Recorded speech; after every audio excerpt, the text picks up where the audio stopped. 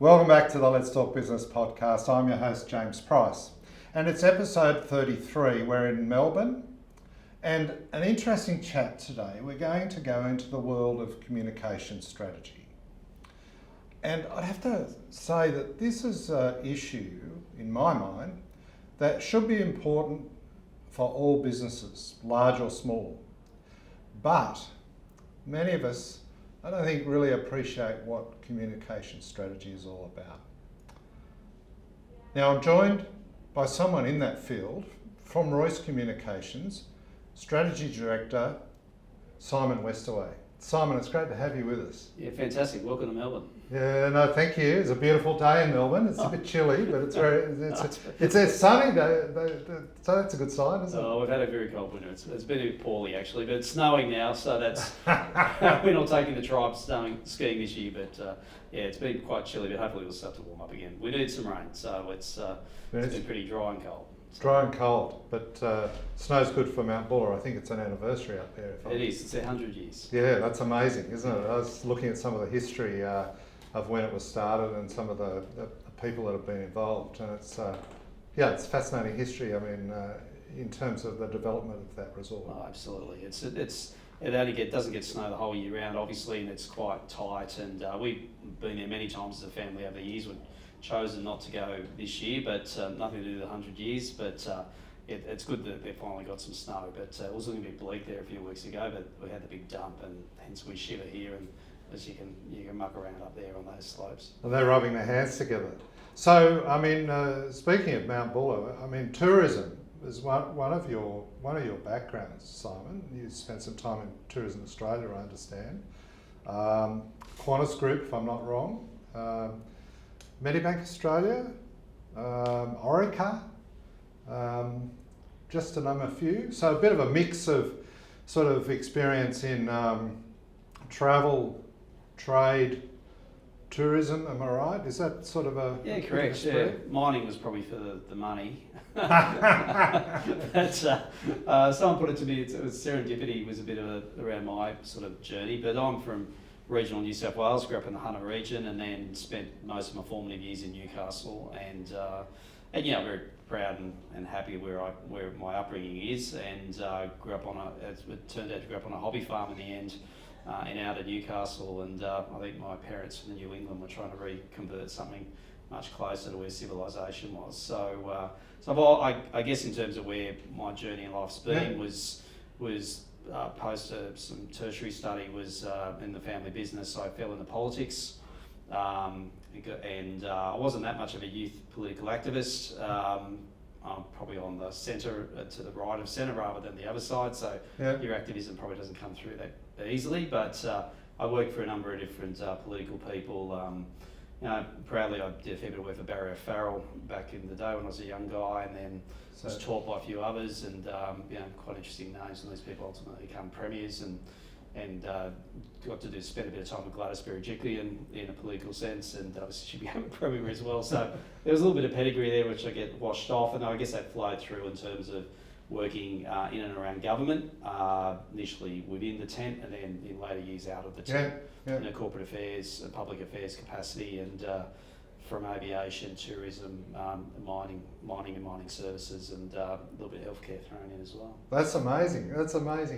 Why didn't you go into politics and stay into politics? Oh, I like being behind the scenes. I can talk, and I can run a line, and I guess in the corporate affairs and public affairs and spokesperson sense, I became the formal spokesperson for a number of companies, particularly I guess Jetstar. Well, I did a lot in that space, and in later years through national industry bodies that I ran. You got to be front and centre and deal with the things, both good and bad and indifferent. So I guess I've always sort of, I guess having worked for politicians for a period of time and running strategy inside those campaigns, there's a couple of different sides to politics. I love the engagement of politics and the idea of exchange, and I prefer people to have a view than not have a view at all. No matter even if you disagree with that view, I think it's important to have that discourse. I think, though, I saw the lifestyle and the way that they lived and had to get by. I think it's quite heartbreaking to watch the way people contest marginal seats, and of course they win one, then lose one, then win one again, and so forth. It's very disruptive. And I think the broader lifestyle probably didn't appeal to me as much as I think the ideas do at times. So I guess I consciously made a decision to sort of stay in the back room, and then obviously then move into a corporate functions after that. No, that's interesting. But you'd have a perspective on what you have to be a good politician, I would have thought. Oh, absolutely. Yeah, what I is think that?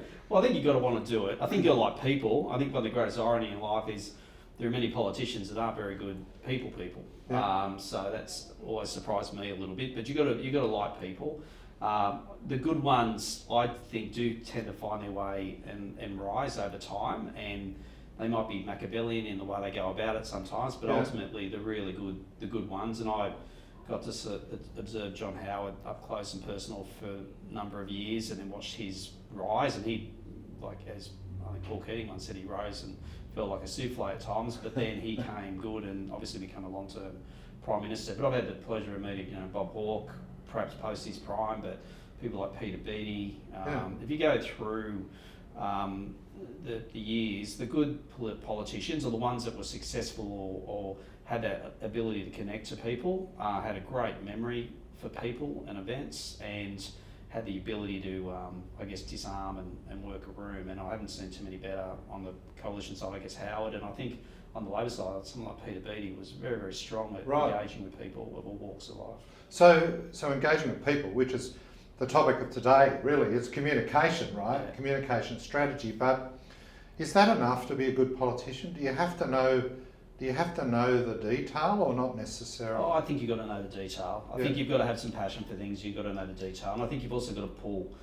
I think politics is a bit about luck and fortune. It is about having the smarts and the ability to move forward. I mean, there's been some great politicians who have just been on the wrong side of the political cycle for many years and have taken a long time to get to where they need to get to. So I think you do need that cycle. I mean, some people chip away in politics for years and are good local members and probably got the ability to go further, but for whatever reason they haven't, and others sort of fall into Parliament and within 5 minutes they're a minister and so forth. I guess you've got to have a bit of a policy drive. You've got to have some smarts about you. You've got to be a hard worker, and I think you've got to have a good support system. And what I mean about that is not just good staff around you, but also obviously on the home front, whatever that home front happens to be. I think all the good long-term leaders have always said that they've had a very strong, maybe it's not stable, but certainly a strong family foundation or a household foundation that allows them to get out and do what they do, because it is a 7-day-a-week job. The really good ones are out pounding the pavement all the 7 time. days a week, absolutely. So that communication piece, are the good ones the ones that don't make change or make change, do you think? I think the good ones are the ones that actually go about and make change. I guess the challenge is it change for change's sake, or is it change for a betterment of society, of the country, of their cohort? Yeah. And I think ultimately, if we all sit here in a bipartisan sense, and I try to look at things bipartisanly as much as I can, particularly in my professional work, I think ultimately things do have to change over time because the world changes, situations change, and the good politicians are ones that try to find ways and the means of making that happen. Yeah. I guess it's always people will challenge that. The bad ones are the ones that don't see the need to change and choose not to, be it for polling or for circumstances or leadership. And I guess ultimately I think they get found out over time, or the electorate ultimately finds them out if they've had opportunities to do changes and they haven't sought to do it. So I guess in this day and age, 2024, it's a bit challenging because change is blown up in social media and in all the different sort of cohorts now, or everyone lives in their bubbles, and so you trying to advocate change when you've got heaps of different bubbles building around with different ideas within those, and not really that keen to share them elsewhere, because why would you just talk to your own bubble? It's tricky. I think it makes it tricky, and I think we're starting to see that in a global sense, let alone Australia, where the mainstream parties are starting to see their votes really fracture, and obviously a lot of other parties are coming up through the system. I've got a bit of a theory that you actually do need to have fairly strong political parties. Not many people agree with me on this one, but like our system does rely on 2 or 3 parties that have been quite strong. If we have a whole chunk of minor parties, I don't particularly get what their politics are, but I don't see how you get a coalition of the willing to get things through. Whereas at least if you have a red team in or a blue team in, or maybe a tealy or a greeny team in the middle, if either the red or the blue can make a government, I think ultimately you do get a better outcome for people over time. So you get traction on issues. Well, I think so, and you get decisions made, and ultimately, if the public doesn't like it or the voters don't like it, they've got the ability to move them on. Participatory democracy, you can move them on or make them change, and I think Australia's done a pretty good job over the years of doing that, and I think the breakdown of the major parties is a bit of a problem if the major parties, and I think they recognise it, but how they best address it is tricky. Now tell me,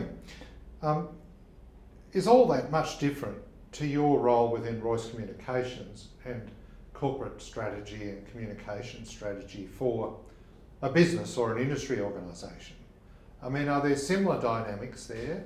And I guess I'm trying to get to the nub of what you do in your current role and how that helps those clients, if you like. Yeah, it's a great question, and we often, like the firm I work for, Royce, I've been with them a long time, and they used to be a client of mine in a corporate sense years ago. We used their services, so I guess I tried before I bought, and I'm now in the organisation, whereas I guess previously we purchased their services. So I watched how they rolled, and they're not unique. There's a lot of type of firms like these. I think what appealed to me about them, and what some of the things we do a little bit differently, is that we very much base our work on strategic inputs and outputs. We very much frame it around what is the strategy. We use this term called a burning platform, which is our metaphoric way of trying to convert business, getting people into the business, but also if you've got a challenge, what are you doing about that? And that challenge might be terrible metaphor here. It could be a slow burn or it could be a rapid burn. And the challenge ultimately we're finding increasingly is within engagement with government, regulators, departments, people of influence around government. Like, government is more in people's lives and faces than ever before. That's not just a political statement, it's more a reality. I think a lot of industry, a lot of businesses, a lot of sectors, very comfortable to have government almost sitting in there with them side by side, because it can guarantee revenue, margin, volumes. What I find on the flip side of that, and I guess that we generate a reasonable amount of work, is a lot of companies and a lot of broader sort of sectors have a lot of interface and engagement with government, but they have no strategy around how they should be dealing with government and how they address the circumstances they may sometimes find themselves in. It's I find a bit of an oxymoron that you need government on your side or regulators to be aware of you and to operate within, but you have no formality around how you go about dealing with them. Would it be fair to say that a lot of business people are a bit nervous about getting too close and involved with government and would rather turn a blind eye and just get on with their work? Yeah. Do you think? Well, it never used to be that way. I think back, I guess I've watched it old school. Not that old, but I've watched, I guess, and learned over the years from, I guess, more seasoned people like myself at the time who had a very different view on life. Like, I think back, and maybe it's a little bit of a country-esque approach, but back in the day, business people used to know their local member of parliament and quite happy to go up and have a chat to them at the pub or at the races or the footy game or wherever it was. And I think there was a comfort factor in doing that. Now, I don't think that's quite the case anymore. I think somewhere along the line, people said you really shouldn't be involving yourselves around government unless you absolutely necessarily need to, or you've got a crisis and therefore you go and do it. But there is a disconnect, I agree with you, and I think at times that's coming through clearly, where you see big changes in regulation that can happen almost overnight, or decide to push down a particular policy bent, and suddenly it captures a lot of people in that, the stakeholders, but whether or not those stakeholders are well engaged with until 5-10 minutes to midnight is often, I think, a challenge. Is where you often get, that's what we call the burning platform, because people realise something's on fire and they've got to put it out. Yeah, I understand. I mean, I don't know, I'm just in my mind racing through two issues of the moment. One relates to WA farmers particularly, and that's the live sheep trade that's been basically brought to an end, I understand. I mean, the other, let me see, vapes perhaps. Yes. Yeah. I know there's a whole bunch of pharmacists questioning their role going forward as to whether they should be salespeople for vapes, but there's all sorts of rules around that. So these are sort of issues in a broad sense that your role gets involved with. Yeah, absolutely, they are. So in terms of vapes, I mean, our firm and I've been driving a client, which I won't dissolve for confidentiality reasons, but they sit in the therapeutic vaping space. So they're vapes up until the recent legislation that you could only be prescribed through a GP, and which are for smoking cessation pathways. So what we've seen, we're in Melbourne today, within about probably 2 square kilometres of this very interview venue, we'll probably have about 200 illegal vape shops. Admittedly, we're in the People's Republic of Melbourne and all the rest of it, but nonetheless, the vast majority of those wouldn't even dream of asking someone for a script to purchase a usually Chinese-made vape over the counter with falsely labelled, full of all sorts of contraption, and they've sort of grown like Topsy, with obviously the pandemic in the middle accelerating some of that growth. So government, the previous federal government and the current federal government obviously saw changes in the way that vapes be integrated into our society, or at least have a role. We're at I guess, careful I say here, but other than to say that we're in a pretty interesting catch-22 at the moment, where recent legislation's gone through. You will no longer need a prescription by October to have a therapeutic vape, but in the meanwhile we still have a very fluid black market of illegal vapes out there, and as I understand, particular parts of society control those illegal vape shops, and they're very hard to pull that supply chain down. So it'll be interesting to see where that market goes. But it's a classic example where regulation or lack of have made big changes in the way the market interacts, and 1.7 million Australians vape. Vast majority, about 95%, use a dodgy vape or one that's illegal. And on the one hand, you've got health people saying that these aren't good things to have. On the other side, the medical community, some say that these are a good pathway to get people off cigarettes, and with much better health outcomes. It's a fascinating, and I think it does actually divide a bit on political lines as well as people's philosophy around what should people have choice or not around product. So, stepping back from the specifics of that issue, given you're fairly close to it in a sense with a particular client, does one have to, if they're a good strategy person helping a business or an organisation, does one have to be attuned to the politics of things, but also attuned to the objective sort of aspects of both sides of the, so you've almost got to have two views of the matter to be able to deal with it effectively, I imagine. Yeah, it's a good way of describing it. You've got to have a contextual understanding of what's happening, or a contextual analysis, or what the current environment is, and why.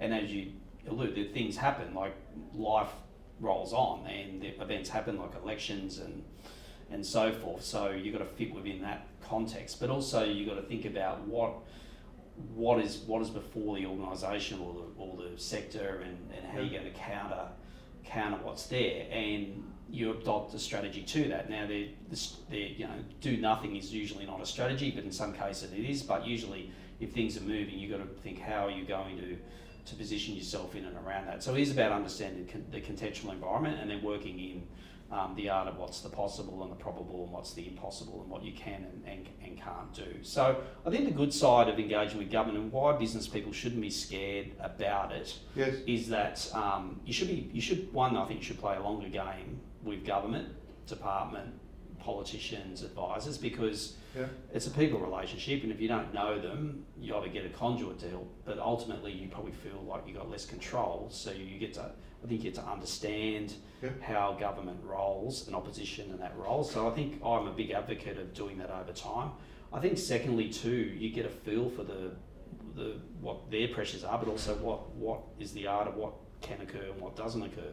And then of course you're in the eye of the storm around issues, and then what is a level that you can influence and an ability not to, and something that's based obviously on opinion polling, obviously importantly the makeup of the parliament at any one time, which of course changes after every election. So the parliament at one term will definitely be a parliament that's different for the next term. Not maybe the same colour, but the makeup will be different, and that's just the nature of the changes in the electorate.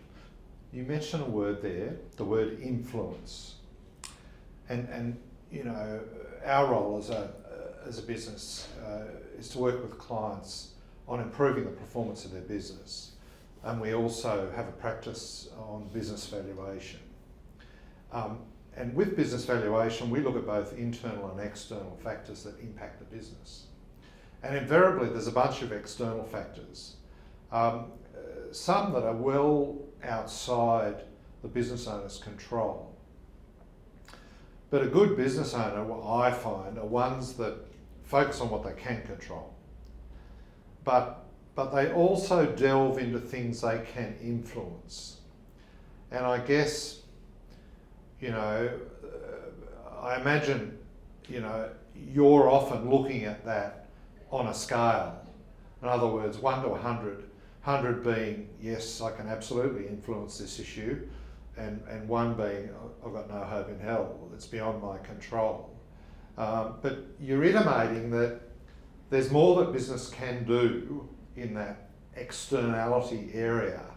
And so, you know, don't just turn a blind eye to it. Have a look at, you know, what the trade-offs might be of having a long-term focus on changing the external conditions that might impact your business. Yeah, I think so. I think if you owned a medium-sized business or a larger business or an emerging business, I think there's a few things you should do. I think firstly, wherever your business is positioned, you'll have elected members of parliament. I mean, know who they are and say hello to them, even if they are completely at the other end of the political spectrum to what you may be thinking. Yeah. I think it's actually a good professional exercise to do. I think it's also look at industry organisations.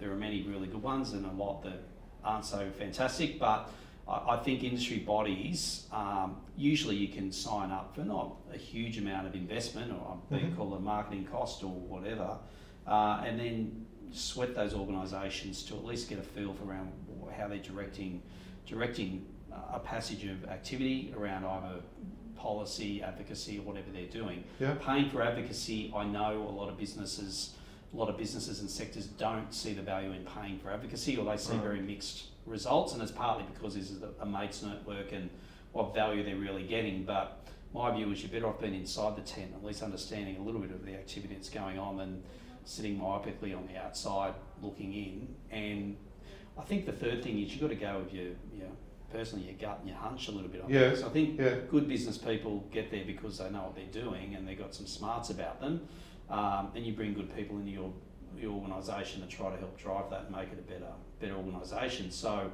think about the skill sets within your people, and if it's not you as the leader that's doing that, who is it within your team that can provide that little bit, you can provide that little bit of time and energy for them to get out and do things. I don't see engagement with government as a wasted exercise. I know many people do, and a lot of people don't really value it, but they certainly value it if things start to go to the proverbial, and things can go to the proverbial fairly quickly, as you say, for external reasons or internal reasons. I mean, look at the recent global pandemic, COVID-19. I mean, huge. It's a black swan event, but it sat there in the travel and transport sector, which I'm quite intimate with, as a definite risk. But I know, without sharing too much, I know it didn't sit as the highest profile risk in a number of organisations where it probably should have sat a lot higher. I'd imagine it sits a lot higher these days, but because everyone's lived the experience. No, that's fascinating.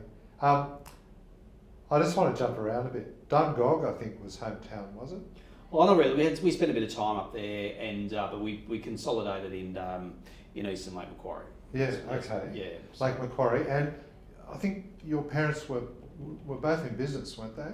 Yeah, but my father had car dealerships and with mum, and then mum had dress shops. Did she? Yeah. First business I sold and valued was a dress shop, believe it or not. Yeah. That was many years ago. But just thinking about that, you grew up in a family that were involved in business. Yeah. Did that form who you are today, or not really? Oh, no, I did to a degree. I used to work in the summer holidays. I'd work within the family business, and my old man had number of car dealerships, and he got into caravans, and boats, and I bought and sold industrial land. So between my time where I had time off, where I was either playing cricket or going for a surf or hanging with mates, I used to spend a fair bit of time at home or in these places cleaning up for a bit of cash money. But yeah, I got to see how the world worked from a small business person's perspective, and the car industry is a really interesting industry. I mean, my wife giggles at me because I'm not the most passionate person about cars. I used to see them more as a commodity rather than a piece of fantastic engineering. And many of my relatives were right into the car industry and were deeply passionate about cars and the way you put them together and pull them apart and make them perform better. And I guess it's probably a bit macabre that I wasn't the most passionate person about cars, but then I spent a lot of time around cars and spent a lot of time in car auctions, a lot of times at car shows, a lot of times in and around car people. And so I guess I saw probably more the dynamics of the way those organisations and businesses ran, as much as in many cases, back in the day, $70,000, $80,000, $100,000 piece of kit sitting on the floor. So it was more the people interaction and the organisation interaction around it. Yeah, I guess I saw that. I mean, car businesses, really good ones, integrated ones from everywhere, from obviously the selling at the front, obviously the office and the administration, if you have a mechanic shop, do you have it's many used to have a panel shop or smash repairs, a detailing section, obviously spares. They're quite big. They can be quite integrated businesses within 60, 70, 80, 90 people. So from your car washers through to your head mechanics, your head of service, which is and spares, which is a pretty key role, and then at the front, I used to think one of the most critical people was the valuer of vehicles that came in and out. So back in the day, where used cars could really, if you picked up a used car for the right price and you could rebirth it, or you could do very well. You could do very well, and I think that was the old style way that the industry ran. I think it's become a lot more corporatised over the years. So I guess I sort of watched that transition as I was growing up. Did you learn your communication skills from kicking around all of that, do you think? Oh, a little bit. I enjoyed media as a young guy. I used to always like watching the news. I loved watching sport. Was desperate to be a leg spinner for Australia. My pop taught me about leg spin at a young age, and I filled them till I was about 17 in country district leagues, and my wrong end wasn't good enough. But my pop taught me how to bowl leg spin. Yeah, nice. It wasn't cool to do. Now every kid, if they can't bowl, has to bowl spin. So I love cricket, but I guess I loved great sports commentary, and so I used to love listening to Bruce McAvaney and football commentators like back in the day. I'm showing my league background, but Rex Mossop and people like that. So I was really quite taken by that. So I did sort of get to like the media and how it worked, and I just thought it was an interesting way that you could use a platform to communicate. So I guess that's why I sort of started to fall into that and did a journalism degree and started down that pathway, but it just wasn't really what I wanted to do in life. So I guess I worked out that comms actually had a number of different elements to it. Well, I think this discussion's sort of unravelling that, right? Because, you talk about communications today and people think about Instagram or LinkedIn or social media, but we haven't spoken a bit about that. Is that very important? Oh, it's very important. I think social platform. Well, it depends what you're using the platforms for. I think what we're finding more and more is I talked a bit about people in their bubbles or in their villages. Yeah. And I think what social media has done is pull people into their various villages. So if you want to watch dudes that are really cool at skateboarding down big long hills, and that's how you want to spend your 20 minutes a day that you're looking at, or you look at funny animal videos and so forth, there'll be a community that's in around that, or you pick the communities that you want to do. And I think in a way that's, if you take that a step out in terms of issues and all the rest of it, people are now increasingly finding their tribe and staying within the tribe. And the amazing thing about social media is, and I came to it fairly late, I wasn't right into it when it first came out, is that your tribe can be all over the place. But I think it's how you use the platform. So, I mean, I'm a big believer of LinkedIn. I think it's a very powerful platform. Content sharing and insight sharing, I get a lot of ideas from, and certainly I look at it for around you, where I could see opportunities for business development, but also the way people communicate and tell their story. and communicate to the broader world. And I think the great thing about social media platforms, be it Facebook or LinkedIn or an Instagram, is that from a very low cost of investment, you can portray yourself quite well, or certainly get a message out there, and you could be, the next discovery through that. But there's a lot of dross in there as well. So. I'm looking forward to that next discovery. I mean, you mentioned how people tell their story. Am I dumbing down communication strategy here? In essence, is that what you do for businesses and organisations? You actually have expertise in really telling their story in a way that is supremely authentic and relevant. Is that too much of a sort of a short form description? Yeah, no, it's a good description. Yes, it's part of the answer. Part of it's how you tell your story, because only you can tell your story most authentically and the best way possible. If you're getting other people to tell your story, they might be great storytellers, that could be helpful, but not that many people tell a good story. So it's about the authenticism of who you are and what your organisation is and does. I think it's also about framing it. I think I look at it from a framing point of view and how you're telling the audience that you're trying to connect with what that story is. And obviously there's a brand story for some firms, there's an advocacy story, there's a political story, there's an influence story. It just depends on what that happens to be. But you've got to be able to, so flipping it back to government, and one thing I respect about politicians is most politicians are about that thin on everything, but they've got a pretty wide breadth of, so their ears prick up really quickly if you can really crystallise what it is that you're here to see them within a very short period of time, because they're time poor. Yes. If you bang on for 15 minutes around this or that and that, they're going to go, well, tell me what's the issue.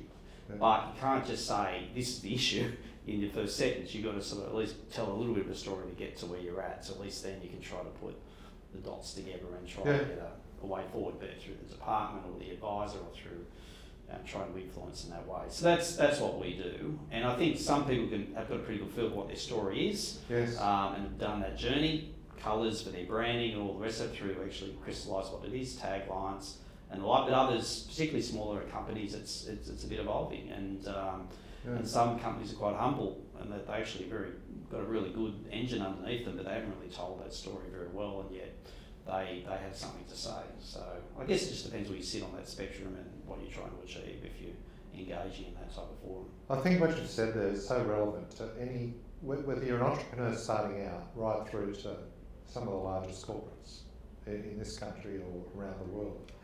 I mean, the principles there of authenticity but relevance and framing it so it is relevant to the audience, and thinking from the different prism of why you're communicating what you're communicating. Well, that's right. It's a good examples over the years where, a good example I think in a corporate sense is probably BHP and that journey. I mean, they were the big Australian, and back in the day the Bill Hunter ads were iconic, and everyone had a really clear view of what BHP was. I had a clear view of what BHP growing up in Newcastle and the Hunter Valley. Of course. The Wapping Big Steelworks sitting on the Hunter River overlooking the rest of the city, and it's not there anymore. And BHP, I think those would admit, probably lost its way a bit in terms of brand vernacular and who it was over time, because obviously it expanded globally and got into mining in Chile and potash up in Canada and so forth, obviously fracking in the US, and became a much bigger company, obviously, but at the same time, the average Joe probably didn't quite appreciate what it was, except it sat in their superannuation somewhere. But you've seen what their companies tried to do in the last 5 to 10 years, try to at least re-engage with Australians enough to say, actually, we are still the big Australian, we're just a different Australian to what we were, but we actually do have a fair bit of impact and influence. And obviously some decisions were made that they needed to do that, because clearly along the way, the average Joe had no clue or had very little understanding of what they did, partly because they used to make steel and they don't make steel anymore. It was probably not quite in people's faces as much as it used to be. What about greenwashing and blackwashing and every other washing? Have you got a view on that? Like, there seems to be a cynicism around the globe about how brands are treating issues of significance to the community. And I mean, is that all noise, or are there two different schools of thought around within business and corporate world as to how to deal with those issues? Well, I think that, it's a great question. I think there's noise, there's clear examples where greenwashing in particular, people putting environmental credentials which aren't quite there, and perhaps, I think the tricks have probably changed a bit over the years where you went for a high profile individual to promote the goodness that wasn't really there through other ways and means now, and using the various social platforms to do that. And things like TikTok can pull apart a greenwashing campaign very quickly, but they can also kick one along as well, just through the power of if done well. I think ultimately it's this real challenge around, do you go for more an accreditation, regulatory type of approach to sectors and try to find out what the real truth is and recreate the truth, or do you, I guess, organically let these things move to where they're going to move to and then work around it? I mean, in reality, there's increasingly rules and laws and regs around everything, so the ability to greenwash is probably getting harder than what it used to be, but personally I still think it goes on a lot in a number of different sectors from what I've seen, and you see washing of all kinds still occur and get away with it really. So when you're looking at a client, have you got to sort of truth test and look for evidence? Because I guess if evidence isn't there in terms of the proposition that they're wanting to achieve in some respects, does that make your job even harder sometimes? Or I guess it depends a bit on the issue. It does depend on the issue, but I understand the premise of your question. I think you can probably find a fair bit of truth in most things these days. Yeah. So depending on which way you look at it. Depends on which way you look at it, correct. And so we talked a little bit about vaping earlier. Now vaping is one of those issues that everyone has a view. And there's a hell of a lot of confusion. A lot of people basing their premise, my view is they base the premise of the view of the dodgy Chinese vapes that your 15-year-old child will try to sneak in at home, or the 20-somethings out on the street vaping stuff they don't even know what's there, where the common sense would be, well, regulate the product so at least you know what's in it, and probably a much smarter way of going about it. But then there's a health debate that sits over the top of that. So I guess it just depends on a level of perspective around these sorts of things. But I think sometimes the truth ultimately does come out, but it can just come out in a very different way, perhaps than what you predict it should come out as. So. That's interesting. One of the past companies that you worked for was QANTAS Group, as I understand it.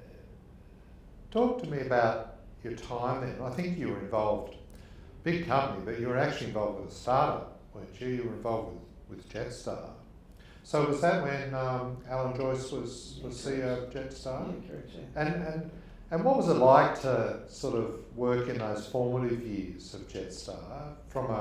Were you there as a corporate communications person?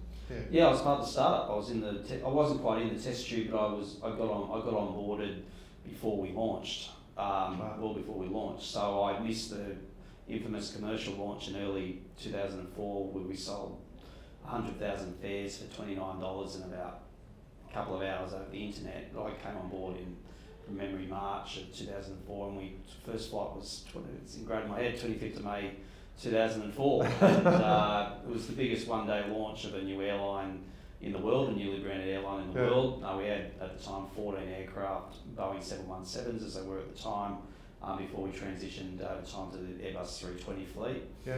Subsequently 321s and Dreamliners in terms of the international model. But yes, I was there from the test tube at the very beginning. It was really a pure startup.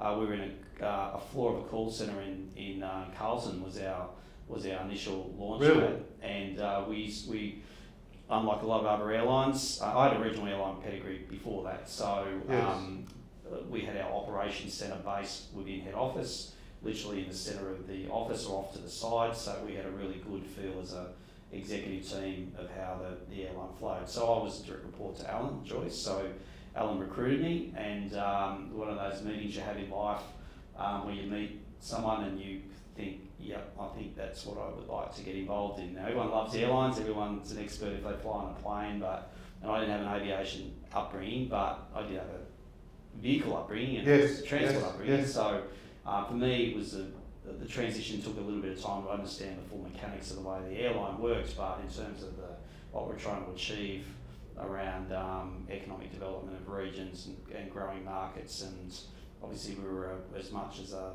profit centre as we were a cost stopper, if you like, or a loss maker, stopping the losses of some markets when we took over Tasmania and Gold Coast.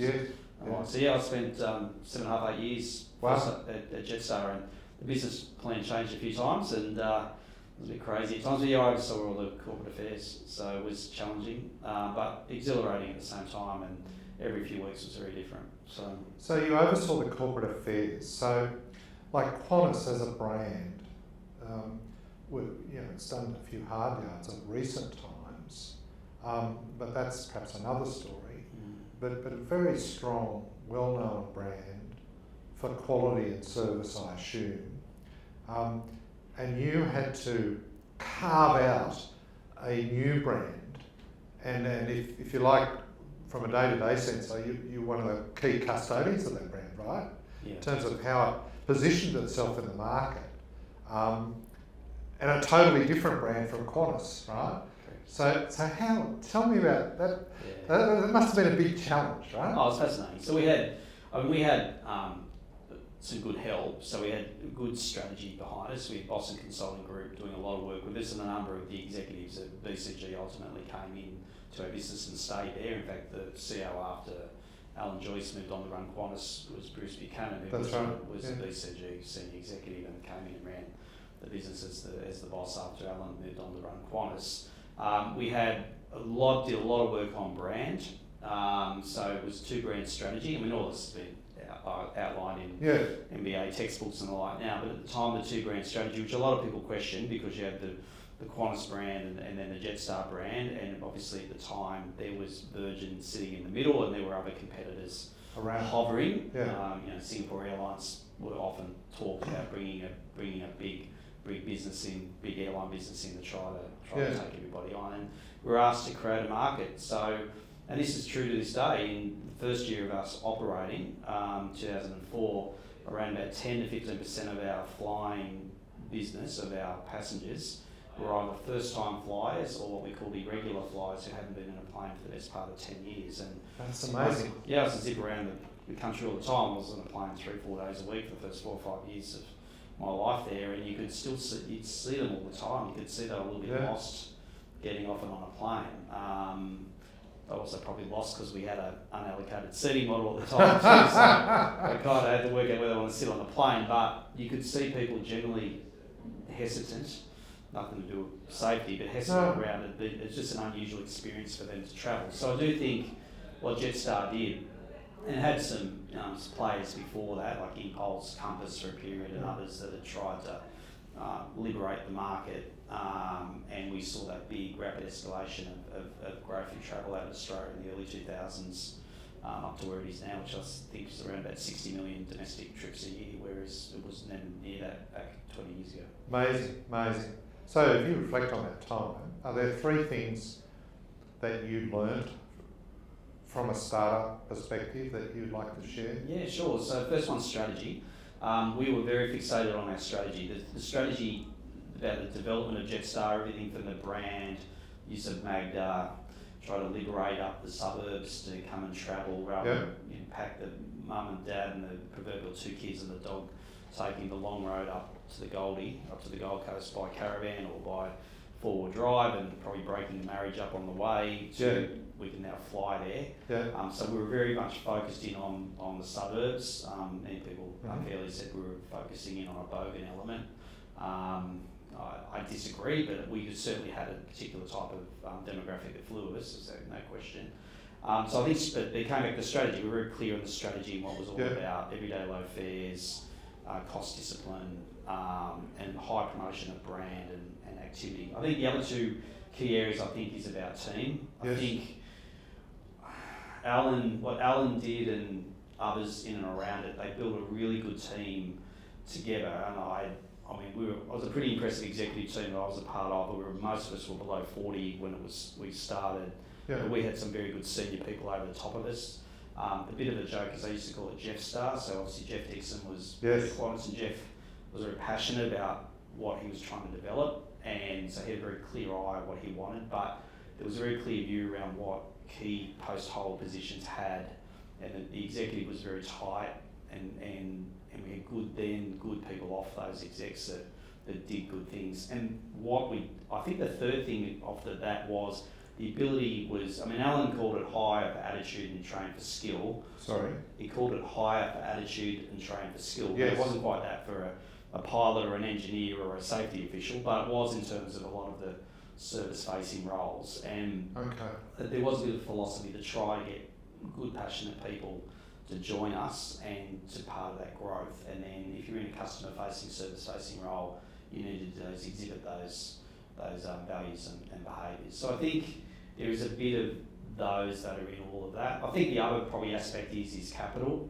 I think you can never have enough capital. I know that's a dream for many organisations, but there was a clear view that we needed an amount of capital, and return on capital, I guess, was the flip on that. So we had very aggressive hurdles on WACC, on weighted average cost of capital, correct, or ROI. Oh, return.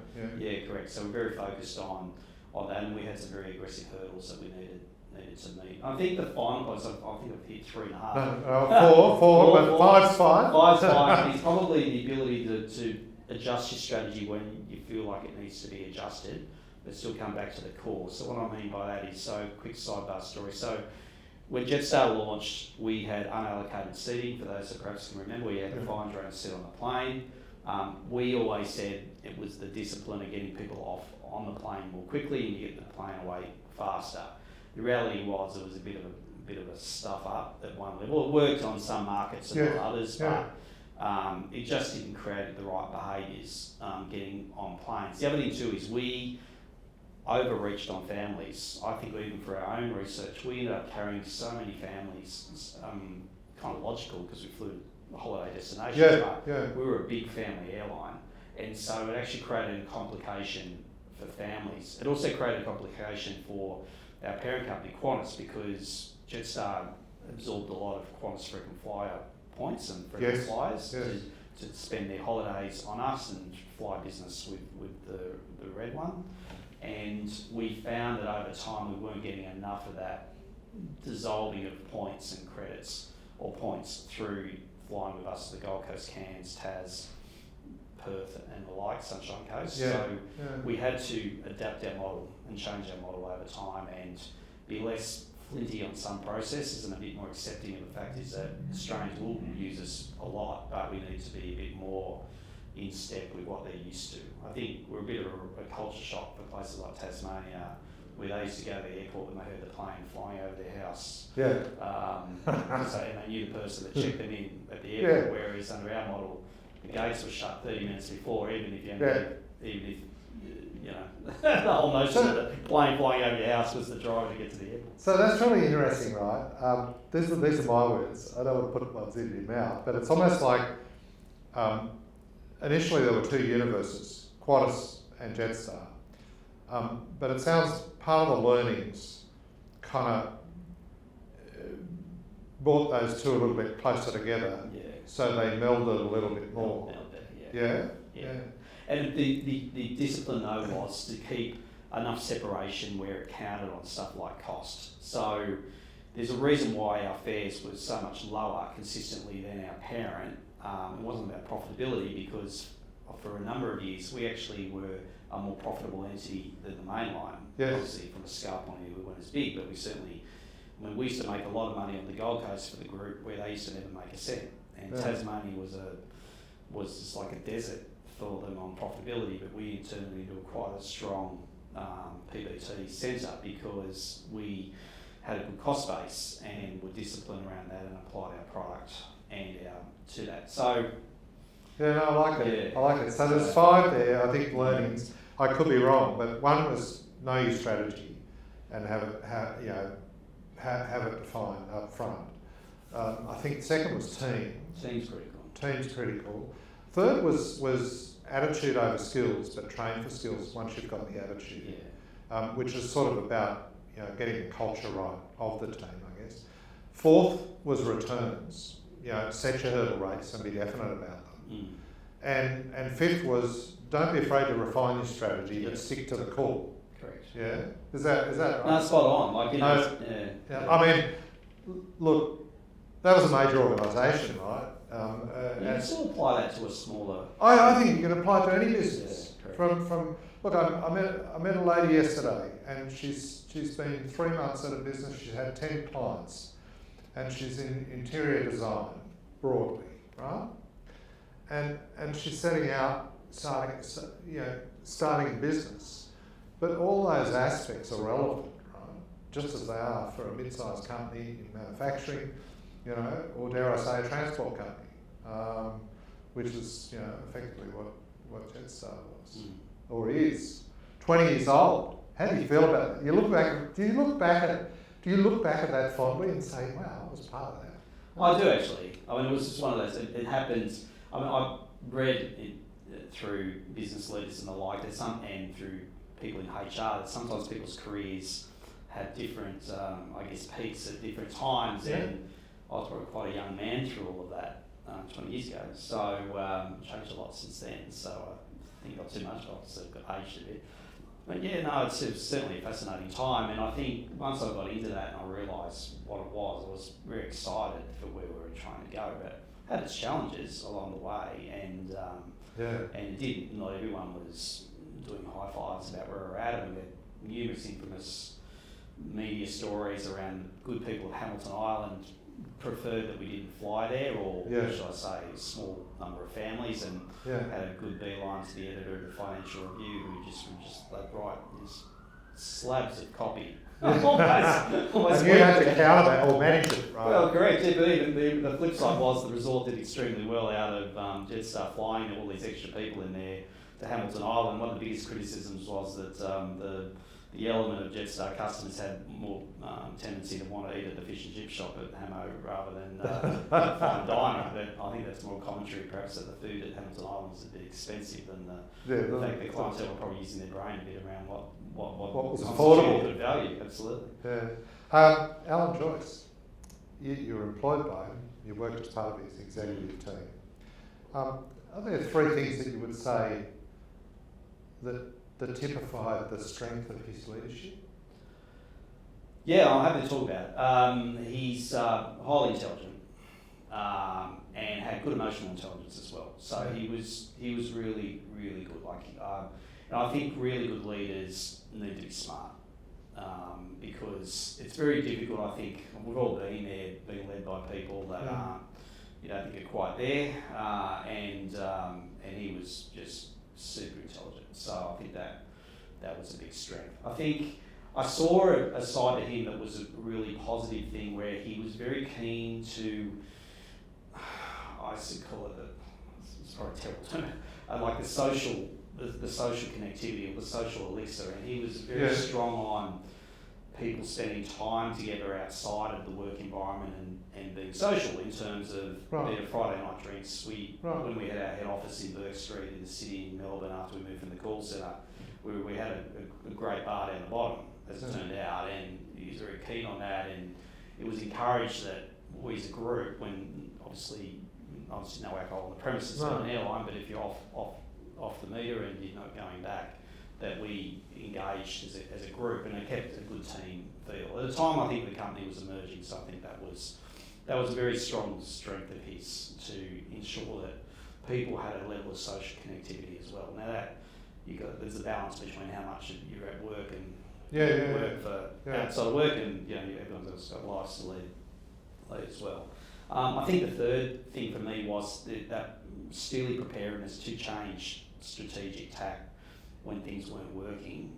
Sometimes it was a pretty hard sidestep, or show a bit of candy, as they say here, and move the other way very quickly for a sort of a word picture. But I've never seen anything like it, and I think too many businesses can vacillate. If you've got a problem, you've got to actually sort of deal with it. Now, you can deal with it too quickly, but ultimately dealing with it, kicking the can down the road is a terrible metaphoric term. Too many people do it too often, and I think in business sense, I think we have the number of crisis executive meetings we have every few weeks, just because something wasn't working, like the attention to detail for that was the success of why we had that good sustainable growth. We were growing at 45-50% a year in ASKs and available seats. Now, you don't do that unless it's sustainable. And it was aggressive is the wrong word, but very, very strong, steady growth. And then we got the permission to go to New Zealand quite quickly, and then got to go to Bali and Thailand, and we completely flipped the model to a lot of so-called experts sitting in Europe and others said you can't do low-cost, long-haul airlines. Well, I think we broke the back of that pretty quickly. You found a way. And then everyone else, Singapore Airlines, got in on the act, and everyone else got in on the act. Because people are happy to, I guess, suck it up for an hour in a tin can on a tight seat. But if you're going to go more than 5 or 6 hours, they want a little bit more sort of space to move about, and you don't. We'll probably prefer your meal just to come rather than having to pick what you want to eat. So a couple of questions flow from that, I feel. One is, what's the attribute of a good leader that can make that change because it has to happen? Is it someone that doesn't have much of an ego or has their ego in check and or sits above themselves and objectively looks at things and sort of divorces themselves from the reality or the pain of being wrong, so to speak? Is that why those changes were made, do you think? I think it's an interesting way of putting it. I think good leaders need to know people and get on with people and know their people to a level. I can understand in really big organisations how that becomes much harder to achieve, because if you're in an organisation of 50, 60, 70,000 people, there's no way you're just going to know anyone near. No. I mean, you've got to completely rely on systems and processes for that to happen. I think in smaller firms and growing firms, you're much able to be more focused around the ability to have a tactile relationship and understanding, so you can get things happen. But I still think it's a core strength. I think. I mean, I've heard a couple of really interesting airline stories over June. I've heard many of them around so-called good leaders or good leaders, and what a lot of the leaders do is when they come to organisations, they do the roadshow, they get around the organisation, they get to meet everybody, even the metaphorical, the tea lady, the whole lot, all the key people. But then I've heard in many cases, some people never ever saw that person ever again. That's the one ride, the last ride, the first and last ride. That's right. So I think it's important as part of leadership, and as we're growing companies, to think about how that whole process works around roadshows / getting to know people or getting in and understanding. I think the impromptu ability to go into different parts of the organisation and just spend time. Yes. I saw that work. I probably saw that as much more powerful than the formality of the HR roadshows. And I guess I saw that up close because I travelled a lot as a senior executive with the executives during those early years. I just saw the impromptu just coming into a port and just spending a few hours there, and just literally I used to just base myself in different parts of the ports over the working month. Yes. Just being there just made such a big difference. It's a bit disruptive, but we're obviously with modern technology and laptops and obviously wireless and the like, you can actually be about. It's just the ability obviously is just ensure that people don't get burnt out with travel and not spending enough time being centred. Yeah, but it's getting to know people. I think so. Taking an interest. Yeah, I think so. Yeah. Try and get to know people as best you can, or to a professional level that you know, and then there's that ability then for your team members or people just get on and do what they're there to do. I mean, if you're there to do a job, do it. And you don't. Micromanagement is a horrible thing. It can have huge effects for a short period of time, but I think the cause and the detriment around that is obviously much more catastrophic than the short-term benefit you get with micromanaging something to get it to the level you've got to get to. Yeah, fascinating experience. Yeah, was the focus, if you had to pick one, in terms of the strategy and the way it was implemented, was it heavily on the customer and the type of customer and demographic that we're looking for, or was it more about the business model, the mechanics of the transport business? Yeah.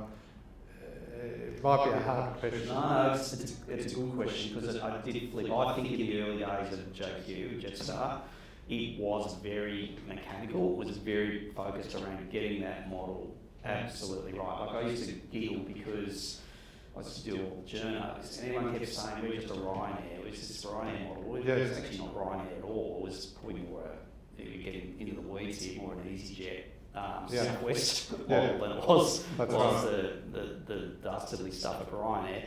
But kind of loses the focus of your question. But we moved, so we moved from that mechanics to more of a customer a customer sort of organisation over time. We had to be because we were growing pretty quickly and we were growing in the places, and suddenly we had when we started to serve markets like Hamilton Island, you got quite well-heeled customers, and they didn't enjoy the free seating model, and they came back in spades, and they also, and as I said to you probably earlier, around families, I've got 3 kids, teenagers now, but back in the day, we were starting to have children and trying to roll around the network, trying to get on a flight out of Bali with a bunch of young kids is not easy. It's challenging. It's challenging, the best of times. Absolutely.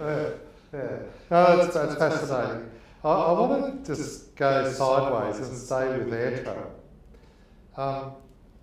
A number of our listeners and audience are based in Sydney and Western Sydney. Yeah.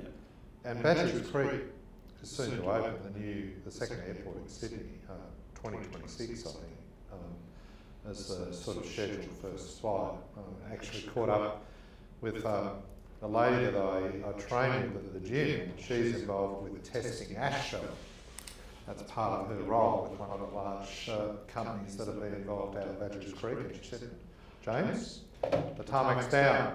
So things are progressing out there. Given your sort of role in communication strategy, government strategy, but also background in the industry, the transport sector and air travel, have you got a perspective on that Badger's Creek sort of infrastructure, and what is that going to mean for the mix of flight travel? Yeah, it's going to be quite significant. So, putting aside any external events like a raging bird flu or COVID Mark III or things of that nature, or some type of conflict in the South Pacific, putting all those external factors to one side, I do think Western Sydney International will go really well. Qantas made it really clear that they see it as going to be a really important base for them. Yeah. And it's partly because Sydney mascot's a bit full at the end as well. So it's full of, obviously it's managed by slots and noise sharing. We all know that story, but the reality is Sydney is pretty full at the end through obviously artificial regulation, because it could obviously grow a lot more if you're allowed to, but they're not allowed to by law. But so I think Western Sydney Airport's going to go extremely well. One, it's got a huge catchment. Secondly, it's going to be a 24/7 airport. It's got big competitive challenges for Melbourne Airport down the road here, because Melbourne, a lot of people probably don't follow this enough, but Melbourne Airport is in 24/7 its whole journey, and it was out in the middle of the paddocks with the cows, but then progress and generations have now meant that Melbourne's lurched in all in and around it. Yeah. But Melbourne will become the biggest airport in Australia as a result of Western Sydney starting out. But it actually will create some challenges for Melbourne, because a lot of international traffic comes to Melbourne because it's 24/7, as much as we're a cracking destination even at 13 degrees. The sun was shining when I got off the plane. Right. It was so, I'm sure. Royce was excited, hipsters out and about. He's taking the sun. This guy's getting freezing. But yeah, I think it's going to be a bit of a game changer. And even, it may not sound that exciting, but a lot of travel between Western Sydney and Greater Melbourne and Gold Coast, South East Queensland, I think is going to open up very quickly. I think those markets will work well, because there's a huge population catchment, and Sydney is not, Melbourne's not that easy to get around, Sydney's not that easy to get around as well, even with the integrated networks that are there. So I'm actually quite upbeat on Western Sydney. I think internationally may come quickly to markets, predictable markets like Bali, Thailand, particularly Bali.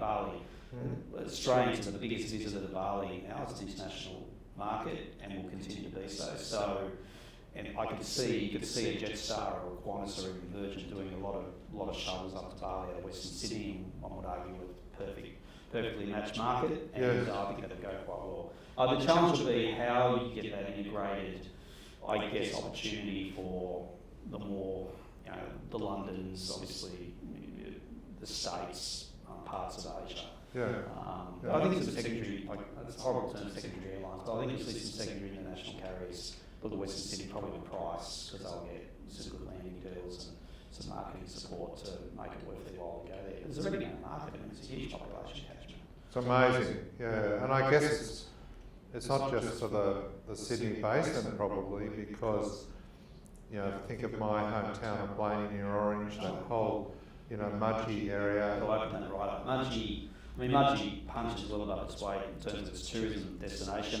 It wins all the awards consistently for the great offering that it does. It's a cracking proposition for what it is. That's a destination being kept to its strategy very well around what its offering is. But yeah, for the likes of a Mudgee or Western Sydney International's a godsend. It's going to bring that destination much closer to more international visitors in time, I would argue, so that you can bus it straight out of the airport to Mudgee. If you think about it in that sense, that's why I think that's where the advantage is. I don't think probably it's been spoken enough about. I don't think Victorians really have much of an understanding of what Western Sydney Airport's going to mean in terms of the competitive sense to Victoria, because we've got a blazing airport at Tullamarine that just keeps growing and growing. But we don't have a train that's going up there. And there was a discussion this week, wasn't there? What's happening? It's a 50-year discussion. And it's going to be overground rather than underground, isn't it? Yes. So the airport wanted it underground, like a lot of the other modern airports around the world, and it's a cost. And the government, I won't get into politics here, the government here wants it above the ground, and they want to fund a different rail loop first, and so who knows. So they're going to run by sunshine or something. Something like that. So it's going to, I think it'll be middle of next decade before we see an airport train. Look, we do need it. I think if the airport, as I understand it, their long-term passenger outcomes or projections are like going to double the volume of people there in the next 10 years, and the CityLink and freeway out to the, well, not freeway, pay for the toll road out to the airport is pretty beefed up at most times, and it's six lanes wide now in some parts of that journey, and pretty full. So I think the reality is it needs an alternative transport link, and hopefully there's one done in my lifetime. Well, it's interesting. We spoke about externalities before, and the impact on businesses and also on business valuations. And one of those is infrastructure, right? And just as you're frustrated with how long it's taking to get that rail link to Melbourne to Tullamarine, Badgerys Creek, yes, it's happening now, the tarmac's poured, but it's been decades upon decades, to get that piece of infrastructure to the point where it could actually be built. I'm sure people with your expertise have been heavily involved in both those projects over time for different players. What I'm musing about is a lot of our clients in Western Sydney, and I think they'll find it fascinating to hear your perspective on what you've just talked about, because they're in manufacturing businesses, they're in warehousing, they're in food services, they're in transport, they're in retail, they're in sort of construction, property services. So now turning their mind to, well, this is the reality. It's external to me. There's only so much I can control and influence, but how do I position myself? What are the next steps for me? What does it mean for my business? And I think it's a bit like you were saying, Victorians probably don't understand how Sydney's second airport's going to impact them. Well, I think there's many businesses in Western Sydney that are just starting to turn their minds to, well, gee, is this going to be an opportunity or a threat? Do I need to deal with it, or is it just something that will flow? Yeah, I think it's an opportunity that sits within what the activities that they do. But I just think about this. Sydney Melbourne as a city pair, as a physical aviation city pair, is one of the most popular routes in the world.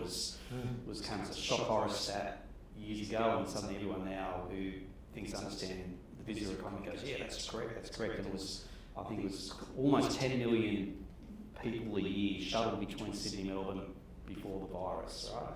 And it's back now, I think it's got a 9 in front of it again now. So it's getting towards back where it was. Yeah. But I think about this, is that Western Sydney to Melbourne Airport, well, that could easily deliver another 20 flights a day, 25 flights a day, 30 flights a day within a few years, on top of what's there. So you think that overall cohort of connectivity between New South Wales and Victoria, that's really going to grow. And I think the other big win is South East Queensland. I mean, the Gold Coast, that's pretty much become default for short-term leisure travel. Yes. So I think you think about that as well. I think there's a lot of opportunities. I mean, like, given the amount of money that's been put into Western Sydney, I can't see how it's going to fail. I think the issue will be just how quickly the market, as you say, adapts, and even from a freight side and things like that, what are some of these opportunities that come through there. So exciting. it's interesting. Well, it is a game changer because we haven't had that for a while. When we last had a brand new big airport built in Australia, it's been a while, so it has to have an impact. So. Yeah. You mentioned before the virus, it was probably BC, before Christ, wasn't it? No, now, tourism. We've talked around tourism, but you've had a bit to do with tourism over your career, with Tourism Australia, yeah. And more recently, I think you're in an organisation that looks after tourism in the Mornington Peninsula. What are the innovations you see in the tourist sector? I mean, that's a very general, broad question, but you spoke briefly about Mudgee and how they're doing well from a strategy perspective. But I'm interested, because just as we're moving people around, that visitation factor is an increasing factor as part of business, and it has a rub-off on a number of other businesses as well. What are you seeing in the tourist market? Yeah, so tourism is fascinating. It means lots of things to lots of different people. So I'm a director of Mornington Peninsula Tourism, which is a cracking part of Victoria. It's the most visited region outside of the People's Republic of Melbourne, and a lot of Melbournians particularly use the Mornington Peninsula as their getaway from family holiday homes through to summer breaks and the like. So a couple of really boring but fascinating stats. The Mornington Peninsula gets somewhere upwards of 9 million, a bit over 8 million visitors a year, but it was almost 9 million before the pandemic. The bulk of those are day trips. Right. And then you have around about 1.8 million visits a year from interstate market, and then a couple 100,000 international tourists, which is probably a bit underweight for the offering, but it's a little bit around connectivity and packaging and how the region is viewed from the international market. But that's changing actually, it's getting a lot more international sort of focus these days. So, but a lot of it's day trip, and it's not sexy, but it kind of is what it is.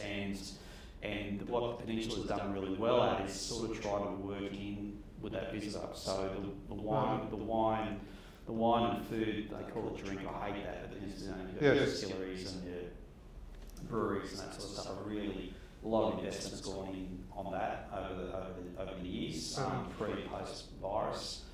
You've seen some great new products, spa products going in down there. The Conti, the famous Conti pub at Sorrento has been completely redone, and it's awesome. And you still got and I still think one of the best pubs in Australia for outlook is Portsea Pub. Big bias. I've been to Portsea Pub. There's a very few pubs you can actually sit on the lawn, overlook the water, beautiful, and not have to fight over a seat or something like that. And these kids still muck around and tackle each other and so forth while you're having a beer or something, overlooking the water and the jet. So you look at all of that. So there's a little bit of quintessential Australia, but obviously a lot of investment in that area as well, and it's catering a lot for a day trip. Always. Some argue more than it should, and then it should really try to sort of pull it back, be a bit more about the destination, experiential, immersive nature, stop the numbers. I'm not too sure how you tell day trippers to not come down to a region, particularly when they go and extend the freeway a bit further down the road and make it accessible, but we're to public policy makers. But I think what we're trying to do at the Peninsula is try to just work on our strengths. So one of our biggest strengths in more recent years has been around what they call farm gate, food gate wine gate, if you like. So Yes. it's actually going in and doing lunch or afternoon tea or a drink or morning drink as well. But having that sort of experience, and then if you stay on, or if you do your longer summer trips or summer stays, and that's over here. So and then there's the yin and yang of short stay like Airbnb versus the longer stay accommodation, which is probably should be more of, versus I guess you've got your caravanners and your holiday homes. So. That's interesting, isn't it? Like, and there's all sorts of competing things there because different businesses have different drivers in terms of their return on business model, and some people are set up for short stay, and others they need long-term stays to make them work, or regular customers. But there's almost a sense of, from just a broad business strategy perspective, of stick to your knitting, know your strengths, and do that well. Don't be too cute to try and be everything to everyone. Is that a sense of the pressures around making that work? I think so, and I think the regions sort of pulled this off quite well, and sort of give you some examples. I think like McLaren Vale's done a good job in South Australia, particularly with the Cube and that icon. I think Noosa has always done extremely well for what it is. It's a great part of the world. I think the Gold Coast has reinvented itself numerous times, but I think the Gold Coast has done that extremely well. Now people say, of course the Gold Coast has done well, but they didn't always do well. I think people have got to remember, I was a kid, I remember getting dragged up there all the time, and different experience of what it was, and the vision of putting theme parks all along wasn't right on the water, it was inland, as we all know. It was bloody smart, because in time it became a theme park destination, and so the kids had something to do before you're young by the beach and the rest of the times. And so different destinations have had to try to think about what their proposition is, and then you look at, I know the people that do a lot of work around the Rock, and that is going extremely well now, but it was not doing so well a few years ago, and maybe a few years before that, but because of what actually the Rock was as a destination. And remember the debate around stop people climbing the Rock, and the issues of obviously our First Peoples and all of that. But then they've done a light experience out there, and really looked at all the accommodation and food offering, and have worked hard on airline access, because it was very hard to get to. And worked hard to get more flights coming in. And it's kind of logical, if you get more people in there, have a good offering and a package, suddenly you make a more compelling proposition. So they've built capacity there. Yeah, looked at the capacity, the infrastructure, and the offering. And I think that's what destinations need to do. And from an Australian perspective, I mean, we've got we're the best country in the world. It's a fantastic place to travel around and immerse yourself in. But we're big and we're expensive. I mean, we're an expensive place to travel around, and so it is cheaper, particularly off-peak, to go to Bali for a week than it is to go to the Gold Coast or Sunshine Coast or Cairns. So it's just, and that's what we compete against. I think domestic tourism goes against the fact that as Aussies who love to travel, it's cheaper to get a stamp on a passport than it is to hang out in the country. But it makes, it makes for a competitive environment. Well, that's right. On the flip side, it makes it competitive, and you've got to think about going for more quality, think about your food and your offering and the accommodation.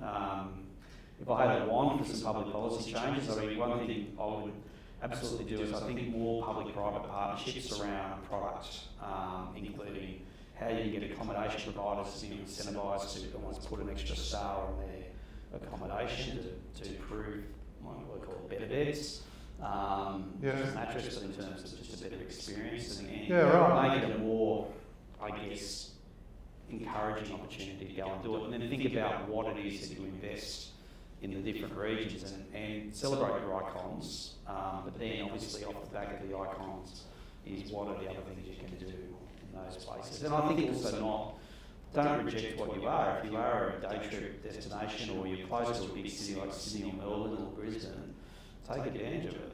I mean, you've got to read catchment, just how do you appeal to those people, and don't be afraid that they're still probably going to go to Bali or Thailand or maybe even the States at some point, so don't sweat it. Like, it's just celebrate for what you are and try to work in and around that.